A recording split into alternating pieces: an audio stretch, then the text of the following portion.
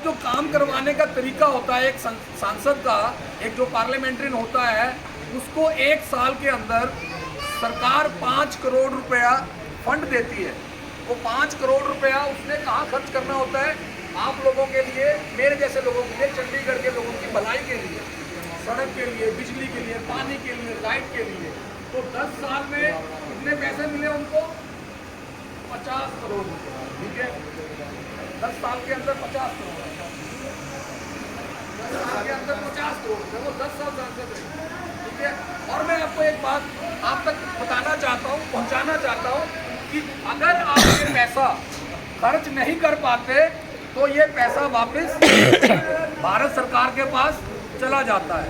तो उन्होंने क्या किया आपको मालूम है? जब भी कोई भाजपा का लोग आएगा आपके बीच में वोट मांगने, तो वो भी आएंगे, उनका अधिकार है वोट मांगना। ठीक है, तो उनसे इतना पूछ लेना कि जो सरकार ने 50 करोड़ रुपया हमारी भलाई के लिए दिया था, उसमें से जो भारतीय जनता पार्टी की सांसद थी उन्होंने कितने पैसे खर्च किए। मैं पूरे दावे के साथ आपसे कह रहा हूं कि उन्होंने आधे पैसे खर्च किए, और वो आधे पैसे जो आप लोगों की भलाई के लिए, सड़क, पानी, बिजली और आपकी समस्याओं के लिए, पार्कों के लिए लगने थे, वो सरकार के पास वापस चले गए। यानी कि आपने अपनी वोट के अधिकार से जो उनको अधिकार दिया था, उस अधिकार का प्रयोग उन्होंने नहीं किया। ये पत्थर पर लकीर है। कांग्रेस का सदस्य होने के नाते झूठ नहीं बोल रहा। आप मेरी बात को रिकॉर्ड कीजिए, वो आपके बीच में आएंगे। आप उनसे ये जरूर पूछना कि जो पैसा सरकार को आपको मिला, उसमें से आपने कितने पैसे खर्चे। और दूसरी बात, आज से 10 साल पहले 2013 में सिलेंडर 384 रुपये हमारी सरकार थी, तो आपने 1000, 1100, 1200 रुपये का सिलेंडर खरीदा। इसका मतलब ये सरकार महंगाई को रोकने में नाकामयाब है।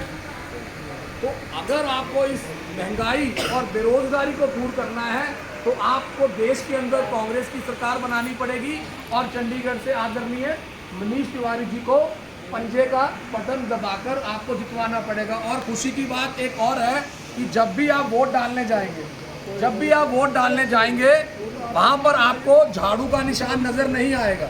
ये मेरी बात को ध्यान से सारी माताएं बहनें सुन लेना कि वहाँ पर आपको झाड़ू का निशान नहीं नज़र आएगा, क्योंकि झाड़ू वाले जो लोग हैं उनका समर्थन अब आदरणीय मनीष तिवारी जी को हासिल है।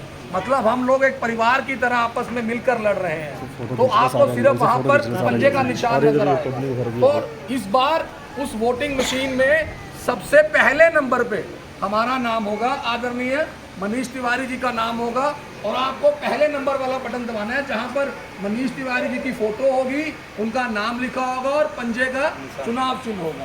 तो आप सबसे यही गुजारिश अंत में यही करता हूं कि आदरणीय मनीष